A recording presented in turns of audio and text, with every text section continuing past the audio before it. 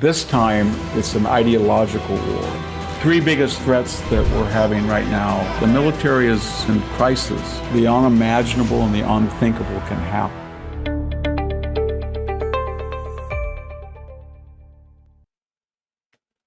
朋友们好，欢迎来到辛恬面对面。美国面临国内4大威胁或者说是危机，今年的大选对美国来说是生死攸关。这个呢是我在今年早些时候采访斯坦福大学胡佛研究所资深研究员 Victor 汉森教授关于他今年所出版的这个新书的时候他所说的。他这本书呢，名字叫《一切的终结：战争如何陷入毁灭》（The End of Everything: How War Descend into Annihilation）。那么在上期节目中，他分析了当今美国和自由世界所面临的最大的威胁，跟历史上终结了4个文明的威胁相比，有哪些相似之处？为什么美国人对于中国共产党抱有天真的想法？这期节目呢是这次专访的下半部分那汉森教授呢就解释了历史上其实早有警示物质的丰富和科技的发展往往导致道德的滑落和后退，这是为什么？他还披露了一个令人震惊的亲身经历，就是他曾经是成为了一个知名的中共女间谍芳芳的目标。其实呢，在几年前我采访汉森教授的时候，他就跟我提起过这段经历。但是呢，一直到这次采访的时候，他才跟我说这个中共女间谍他的事情呢，在2020年美国媒体上被曝光出来之后他才发现就是同一个人。那么具体他遭到了什么样的经历呢？就请您往下听。另外呢，从历史上被战争毁灭的社会和文明的教训来看，美国现在应该怎么办呢？汉森教授提出了什么样的建议和提醒呢？我知道很多的朋友是非常喜欢汉森教授的那么如果您喜欢的话呢，现在就赶快点个赞吧，这样呢就会有利于油管把这个节目推给更多的人去观看。那么另外上一期节目开始我们是在结尾的时候一起学习英文单词，很多朋友呢都给了非常积极正面的反馈，那谢谢大家让我知道所以呢我们呢今天会继续这样一个环节，有兴趣的朋友呢就记得一定要看到最后哦。好，汉森教授在这本书《一切的终结》写到说，物质的丰富和科技的发展往往导致道德的倒退。这个警示其实有一名希腊诗人早在西元前7世纪就已经提出了。但是为什么会有这样的一种因果关系呢？ When you look at the United States, when World War II broke out, an 18-year-old or 19-year-old kid came from a nuclear family.They were religiously observant, and they had grown up during the Depression. So they had to work constantly. There was no welfare. There was nothing. There was no television. There was no... So when you asked that generation, you said to them, and they loved their country, and they said, well, you're going to land on Omaha Beach, and you're going to have to run 900 yards to the seawall, and 80% of you are going to get killed because they're looking down at you. But some of you are going to make it. And then the next wave, only 40% will get killed. The next wave, 30%. The next wave, well, there's almost no record that anybody landed on that beach and turned around. They all went forward. And when there were universities, there were protests, but it was very rare to see people break into buildings and do that. This came in the 1960s as we became more affluent and leisured, and people felt there was no longer an existential challenge, that we had technology. We would never have to fight another war again because of atomic weapons, nuclear weapons. No country would ever attack another country. The GDP soared. We had broken families. People who said they were religious declined from about 80% down to 20%. We had all of these cultural revolutions of our own. And now it's much harder to ask people to sacrifice for their country, as we see at these university campuses. It's very hard when you materially progress to keep traditional values without regressing. And that's why it's very important in the United States that we have civic education. We remind people you don't change the names of prior generations. You don't have to be perfect to be good. You just have to be better than the alternative. But that doesn't, the media and the corporations and the academia, that message is antithetical to them, and they're giving everybody a different message. We're very wealthy now. We can be socialist. We've got so much money. We can have reparations. We can let people out of jail, give them a second, third, or fourth chance. There's no difference between a nuclear family and being transgendered, et cetera, et cetera. And there's certain barometers in all of these places that you can see are similar. The fertility rate goes down from a necessary 2.1 or 2.2, probably down to 1.5 or 6. We're 1.6 now in just 20 years from 2.1. Because people are so wealthy, they don't want to change diapers or stay up with a baby at night when you can go have a drink and go out to eat, etc. So I think China's biggest challenge is they wonder at what point the United States will become so decadent or so soft that they can do things abroad and the Americans won't react to, but they want to hurry that up because they're worried that maybe the same thing will happen to them. I don't know if that's going to happen or not, but the Chinese Communist Party is terrified of Western influence. But I do think that they're going to try to challenge us in a much more muscular fashion in the next 10 years as they see us declining. 汉森教授呢有提到20世纪60年代美国学生的反越战抗议，这就让我们联想到今年早些时候，美国校园里到处都是学生支持巴勒斯坦的抗议活动。当时呢就有人担心这些抗议呢会不会演变成更大的暴力活动，导致不少大学呢是不得不取消上课，甚至取消毕业典礼。那汉森教授是如何看这两代学生的抗议战争的活动呢？ It's hard to know. I grew up in that period. I was in high school when the campuses erupted. There were many things that were similar, and by that I mean the protesters were spoiled, they were entitled, they were not poor kids, they were not lower middle class, they were upper middle class kids. They were really protesting because they didn't want to go to Vietnam. That was a generation ahead of me, and they were afraid to be drafted. When Nixon got rid of the draft and had a lottery, then they quit protesting, to tell you the truth, in 71. And there was no longer Americans in combat operations. They idealized Ho Chi Minh and Mao. But the big difference that I see it is that generation was taught by people who grew up during World War II.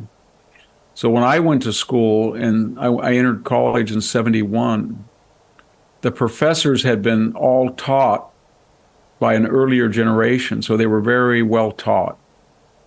They were very traditional. So if I was studying Greek and Latin, they were insistent on grammar and composition and history and literature. There was no gender studies, there was no oppression studies, etc. This generation is taught by a different group of people that never had that old generation. So they don't know anything because they've abolished the SAT for admittance. They've studied gender studies, race studies, leisure studies, green studies, Latino studies. These are all kind of gut courses that are not serious. And then the other thing is the idealistic student of the 1960s tended to glorify the left. They liked Ho Chi Minh because they thought peasants were oppressed and they had socialism or communism. This generation is really, on the campuses, is supporting Hamas. Hamas is a terrorist, murderous clique. They don't make any pretensions to Western idealism. If you're gay and you're in Gaza, you're going to be put in jail or killed. If you go to Gaza and you speak out and say, I don't like Hamas, I want free elections, you're going to be killed. If Gaza goes in at a time of a ceasefire and peace and rapes and kills and mutilates and decapitates somebody, these students are for that. They say well, they want October 7th, 10,000, 20,000. So this is a fascistic movement that they are supporting, and it's a little different.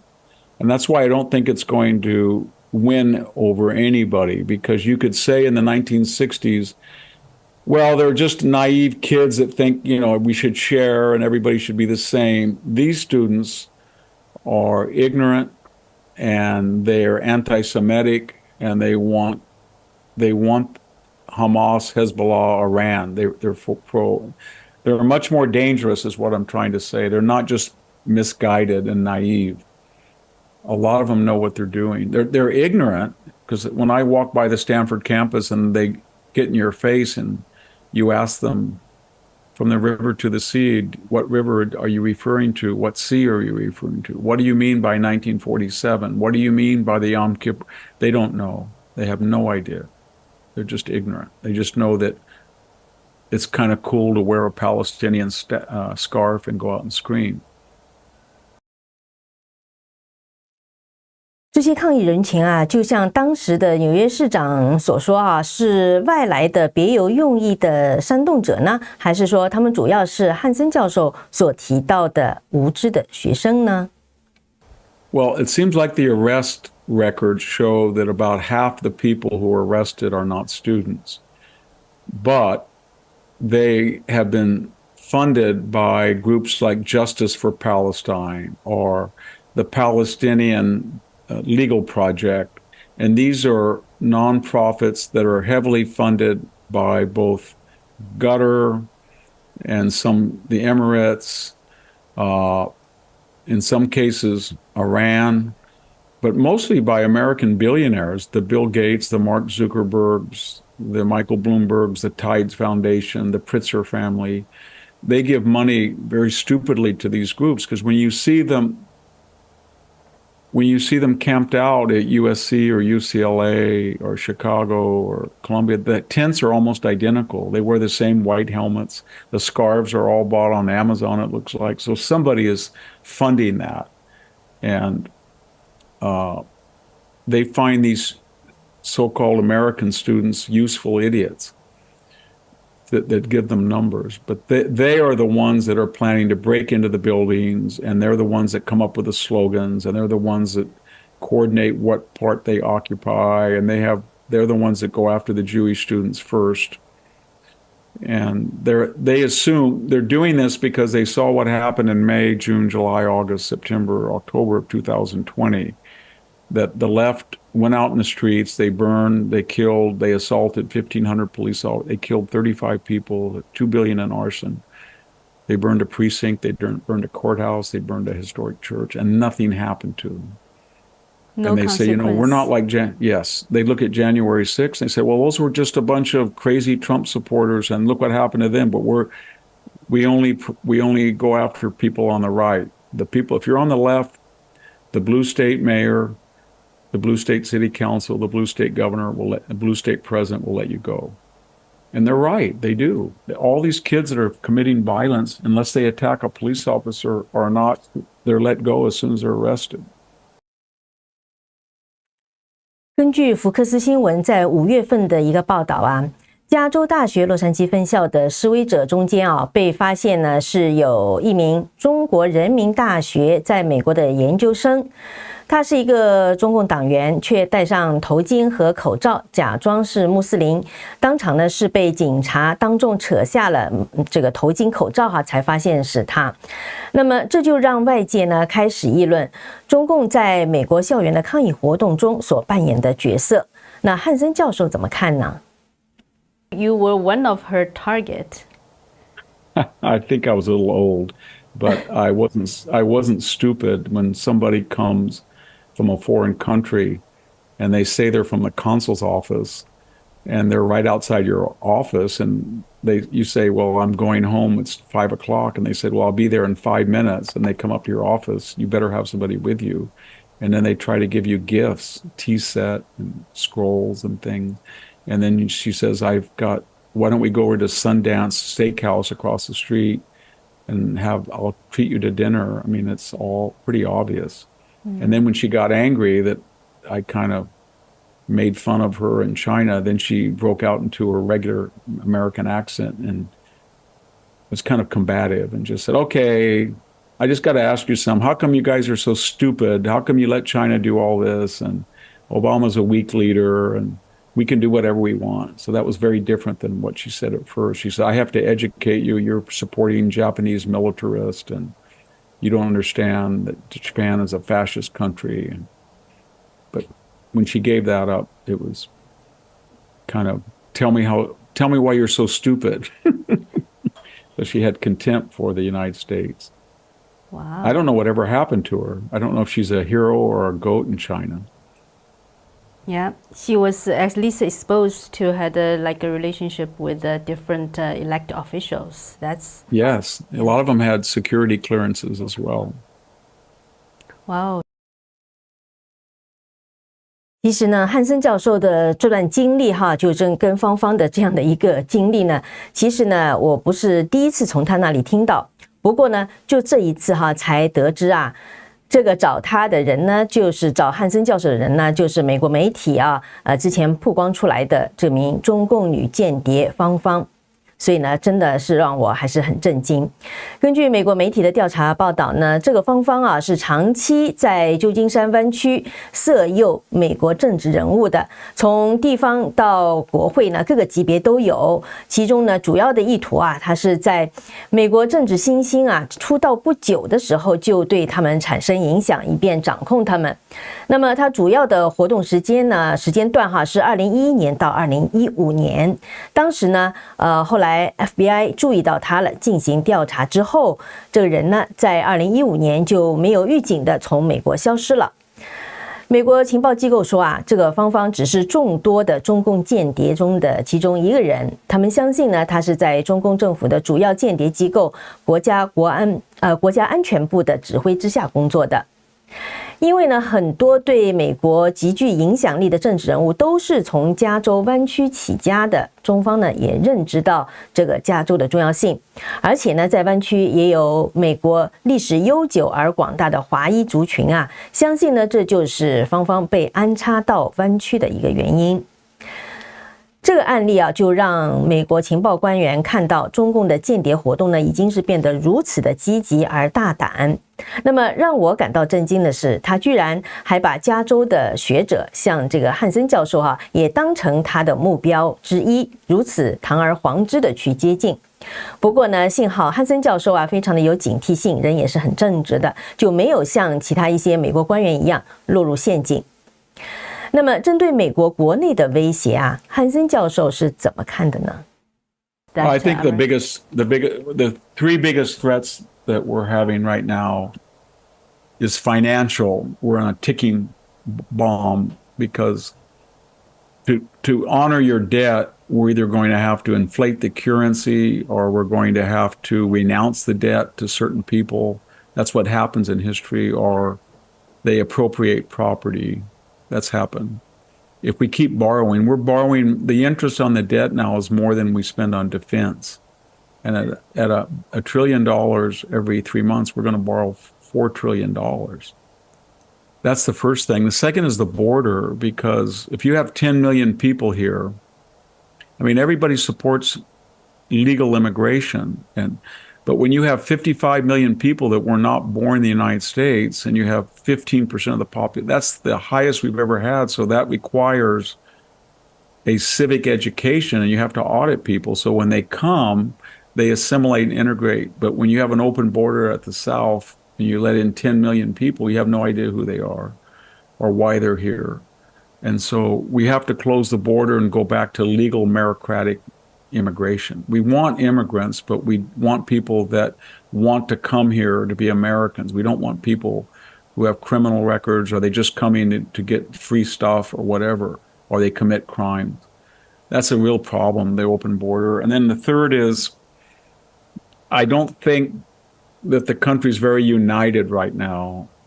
Globalization kind of divided us to a East Coast, West Coast elite that is very wealthy, given its ability to capture these international 8 billion person markets. People in law, tech, media, academia, finance, investment. They have a staggering amount of left, and they're left wing. And then there's the people in the interior, more or less, and they're muscular. They're your painters and your plumbers and your farmers and your miners, construction, assembly. A lot of their jobs have been outsourced or offshore. They haven't done very well. And that's manifested itself in a cultural divide of red state, blue state. And the blue state culture is very toxic. That's where all of our universities, Harvard, Yale, Princeton, MIT, Caltech, USC, UCLA, Stanford, Berkeley, they're all on the coast. And that's where our government is. That's where the federal government is, on the coast. That's where corporate headquarters are. And they're a very different culture, and they're at war with the red state. We can see it manifested in efforts to take Trump off the ballot, or to use these crazy trials to tie him up, exhaust him financially, psychologically, physically, keep him off the campaign trail, use the law as a weapon rather than to trust the people to make their own judgments. So we're divided. So if a country has got problems with its finances and it doesn't know it, and nobody wants to do it, everybody knows we have to balance the budget. Nobody wants to do it because it'll cause a recession. And then everybody knows that we're divided, but nobody wants to say why we're divided. And everybody knows we have to build a wall. We've got to pressure Mexico. We've got to deport people, the 10 million who just came in, but nobody wants to say that. And then our military, I should add that the military is in crisis. It's as I said, it's short 40 to 45,000 personnel. It left $50 billion in munitions to the Taliban. It's given so much to Ukraine and Israel that it's out of 155 millimeter shells, javelins. We have no big shipbuilding program. We have an enormous amount of overhead in the Pentagon that's DEI and social questions and pensions, of course, but also, diversity, equity, inclusion. We're not stressing battlefield efficacy, and we're not getting people who want to fight and protect the country. And the people who do want to enlist, we're alienating them. So, and you can see the military has really, we used to have the best military in the world, but after Afghanistan, and you could see that the Russians or Hamas or Iran feels that they can be adventurous without consequences. And they were right. They were right. When people hear that, it really kind of depressing. So yeah, what? It is. Yeah. So, but we have to think of there's two reassuring. I'll finish with these reassurances. The basics of a civilization are pretty common throughout history. Do you have plentiful, cheap food? We have the best agricultural, most productive in the world. Do you have fuel? We have the largest amount of oil, producing oil and gas and coal in the world. And if we had nuclear, we could do it very easily. Do you have the best universities? Still, in the terms of physics and math and biology and tech, we have the best in the world. If you look at government, for all the problems, we have the longest democracy and the most stable constitution in the world.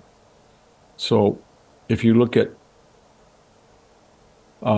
terms of infrastructure, even at this depressed rate, we were the leaders in airports. We were the leaders in freeways. We were the leaders in nuclear power. We can do all of that again. The second thing to remember is these are all self-inflicted. It's not because of a war or a plague or a foreign attack that we are in this place. We did this to ourselves. We decided to spend all the money we didn't have, give it away to everybody. We were the ones that opened the border. We were the ones that let 10 million people in. We were the ones that said we're going to promote or hire or retain college students and military personnel on how they look, on the basis of their appearance, not their merit. We were the ones that said it's not fair to arrest somebody for a violent crime, critical legal theory, so we're going to let them out the same day. And because those were choices that were not imposed upon us, in theory, we have the ability to self-correct.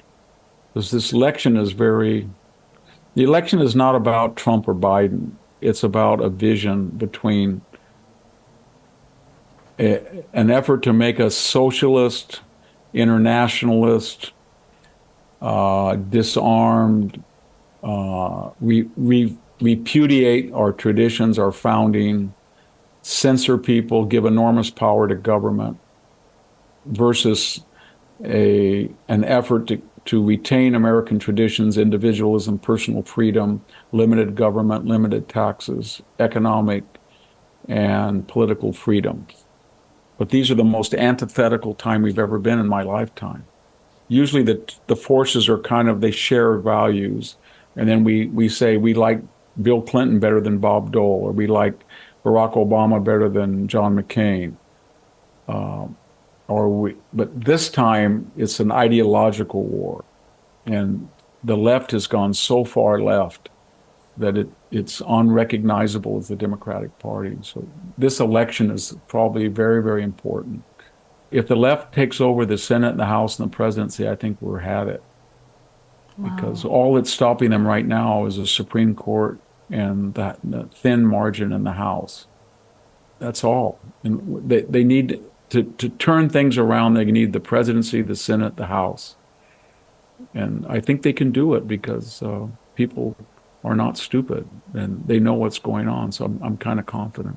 Anyway, that's a good way to end on an upbeat note. Mm-hmm. Yeah, maybe lastly, if you can say something, because you noted how the moral regression, right? On that note, what do you think needs to be done to revive such a moral in the United States? Well, we have to enforce our laws, so there has to be consequences. So if you hit a teacher, you have to be expelled. If you go into a building, you should not graduate. You should be suspended. And then we don't want to be mean or prejudicial to people with alternative lifestyles. If you're transgendered or gay, or you're a single woman or single man, that's fine. Everybody should live and let live. But we have to realize that the core that reproduces the Americans are the nuclear family. Man, woman, children. And we have kind of made fun of that choice. But historically, that's the only choice that replicates your population, and it's the most stable environment for young people. So we've got to be confident enough to say, you know what, if you're divorced or you're a single parent or you're gay or that's okay, we don't care. However, if you're going to get married and stay married and have children, we really prize that because we feel that is the core to stability. And we have to make that judgment. And I think a lot of people are coming to the conclusion, you don't have to be Buddhist, you don't have to be Christian, you don't have to be Islamic, or you don't have to go to church even, but the degree to which somebody believes in transcendence and a superior deity and tries to live their life according to a moral code that has ramifications in the hereafter and that their soul is separate from their body, kind of a Christian idea, but it's also found in Buddhism and other religions, that has a practical value. What's what the founders called deism. If you don't believe in God, at least you are a deist, and that means I would rather have the founders like Washington, perhaps, or Jefferson, their attitude was, I'm not a practicing Christian, but I know enough that Christianity makes people better citizens. And I promote that. And that's why they had in the Declaration the word God, and that's why on our currency and our Pledge of Allegiance, God is there. It's because over time and space, we know that people who have religious beliefs are able to implement a moral code. So all of those things we can do, and that's what we need to start looking. We have to make judgments.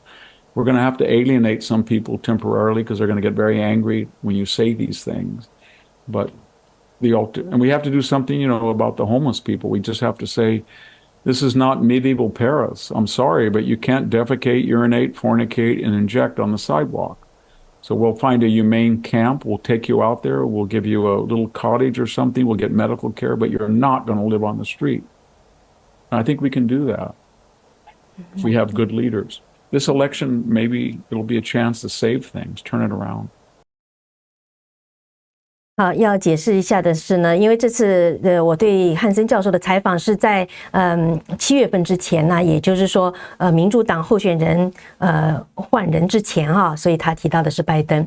好，那么最后啊，对于这本书啊，就是 The End of Everything， 汉森教授他还有什么想要对观众和读者说的呢？ Yes, I'd like to know that don't ever say to yourself, it can't happen here. Don't say that America in 2024 cannot be anti-Semitic. It can be. Do not say that America cannot be destroyed. Do not say Iran will never nuke Israel. Do not say that China will not invade Taiwan and destroy it. The unimaginable and the unthinkable can happen. It's rare, but if certain things line up, it's possible. So you have to prevent that. And that means you have to have a strong currency, a strong defense, united people, and you have to be constantly vigilant. Never let your guard down, never be lax. Just expect the worst and prepare for, if you prepare for war, you will have peace. If you prepare for perpetual peace, you will guarantee war. Wonderful. Anyway. Thank you so much. Thank you. 好，汉森教授最后说的可以说真的是警示之言呐。那我们总结一下啦，来看看汉森教授他就认为说，美国面临的呢，国内的4大威胁：财政、边境和非法移民、社会分裂的问题以及军队啊。不过呢，他觉得还是有希望的哈，因为美国仍然是拥有它叫做文明的基本要素。他说，最具生产力的农业，世界上最多的石油，也就是能源，美国还是有最好的大学，也有世界上最长久的民主和最稳定的宪法，以及自我修正的能力哈。那观众朋友，您觉得呢？这个谈到这个其实非常基本的这个要素就是这个美国最稳定的这个宪法呀。所以呢，在这里啊，我也想正好提醒一下观众朋友，真的是学习这个宪法，对于作为一个美国人来说，作为我们想要把美国这样的一个良好的制度啊，长久稳定的继续下去，为自己的后代啊，能够说继续享受美国这样的自由和繁荣的话呢，真的是要学习美国的宪法。那么大家可能都已经知道，斯考森教授和方伟他们做的这个神奇美国系列丛书现在都已经推出了正在预售之中啊，很快就会跟大家见到面。那最近因为是刚刚开始了黑五的促销呢，所以这个神奇美国系列丛书也是有一个9折的优惠啊，所以朋友们，如果您感兴趣的话，真的是非常推荐您啊。方伟是说每一个家庭啊都应该要有这样的一套书我也是非常的同意，所以鼓励您去订购一下，可以点击下面的链接。那么其实呢，当时采访呢，确实是在大选之前，汉森教授那时候他真的是非常的担忧，大家看得到哈。他认为呢，这一次的大选对美国来说呢，可以说是生死攸关，而且他对能够得到这个挽救美国局面的大选结果其实是抱有信心的。大家你看回想一下刚才他所说的哈。那么他在采访最后的建议和提醒呢，也是语重心长的。他说，历史上被战争毁灭的社会和文明呢，你永远不要认为不会发生在这里。难以想象和不可思议的事情虽然是罕见的，但是有可能发生的。所以他说，必须防止，必须时刻保持警觉，永远不要放松警惕，永远不要代谢。他说呢，要预期最坏的情况，做最好的准备哈。然后他说，如果你为战争做好准备，那么你将拥有和平。如果你准备好是要永久和平的话呢，那将注定发生战争。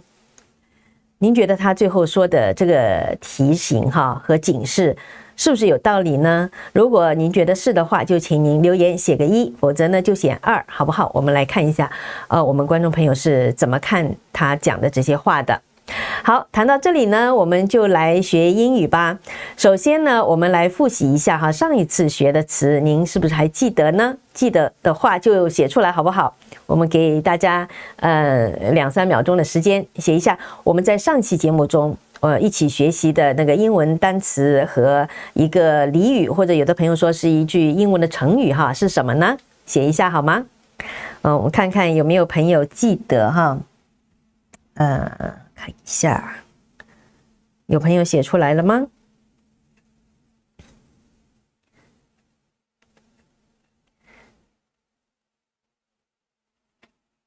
好，我这一下子呢还没能够看到哈，看看是好有没有朋友写出来了。好 ，anyway， 好，那上次我们学的呢就是叫 annihilation。毁灭、灭绝 annihilation 这个例句呢就是 A full-scale nuclear war could lead to the annihilation of the human race 全面的核子战争能导致人类的灭绝 annihilation 好，第二个呢我们学的一个俚语呢叫 armed to the teeth 连牙齿都戴上盔甲哈，全副武装的意思。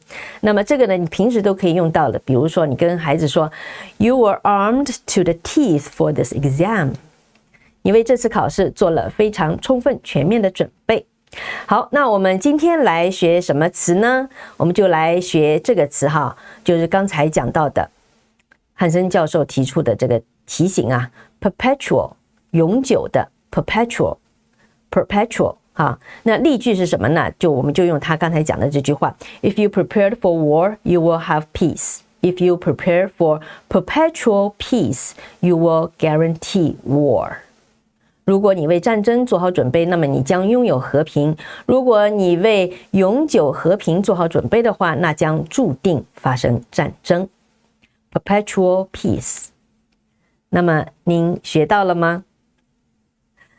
好的，那么再请大家给我反馈啊，你觉得这样学习的英文呢，对您是不是有帮助？哈，这样的话呢，以后呢我们就知道说哈，选什么样的一些词。其实汉森教授你可以看到他非常有学识啊，它里面有很多词，我们都是可以学的哈。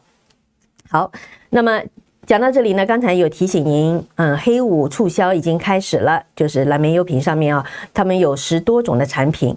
那么，神奇美国丛书呢，真的是非常推荐大家。另外呢，就是说，这是一个，其实黑五啊，你一个方面是自己可以买到全年最优惠的这个产品的价格的这样一些选择，就包括像这个德国面膜，今天非常的推荐。已经在周末啊，昨天我们节目里面啊，我在方伟时间的节目和辛恬这个周末问答的节目里面都推荐了，很多朋友都已经买咯，4盒只要180，这个4盒你大概用个2-3个月，所以有的朋友他就会说，我看到有朋友买了12盒，对吧？他基本上接下来的至少半年甚至1年啊，你都可以，就是说可以享用了，非常好。那另外像这个美啊，是要从外要到内，对不对？这个西洋参产品我也非常推荐，像它这个红参滴管我都有寄给了汉森教授，因为他有感染几次新冠病毒嘛，所以呢身体比较弱哈。我给了他之后呢，因为他西方人嘛，居然他也觉得非常好，他是把它滴在茶里面，滴在水里面当茶喝。他说下午的时候他经常会感觉到有点精力不济哈，一喝之后马上就精神头十足啊，他就是也非常的高兴哈，说我送给他这样的礼物。所以呢，这样的礼物呢，真的是非常好的，在就是年底都是有节日了嘛，感恩节、圣诞节啊，还有新年啊，买给亲朋好友这样的礼物。它还有这个就是黑高芝，非常好的。现在呢还有它的促销，就是说100克的黑高芝可以送加拿大有机的蜂蜜，这个也是我一直在吃的哈，非常好，有机蜂蜜，来看一下。对，就是总而言之呢，有很多好的产品。蓝莓优品它的最大的一个特点是什么？我觉得就是你买的东西是非常非常让你放心，都是非常高质量的。那么黑五的时候呢，是它全年最低价，所以真的是非常好的机会。所以朋友们呢，不妨哈为自己为你就是说在年底要送礼赶快就做准备哈。好的。那就点击下面的链接。那同时呢，您的购买呢也是对辛恬面对面一个非常有力的支持。在这里呢，再次的感谢大家。好，非常感谢您的收听。那我们就下次节目再见喽，拜拜。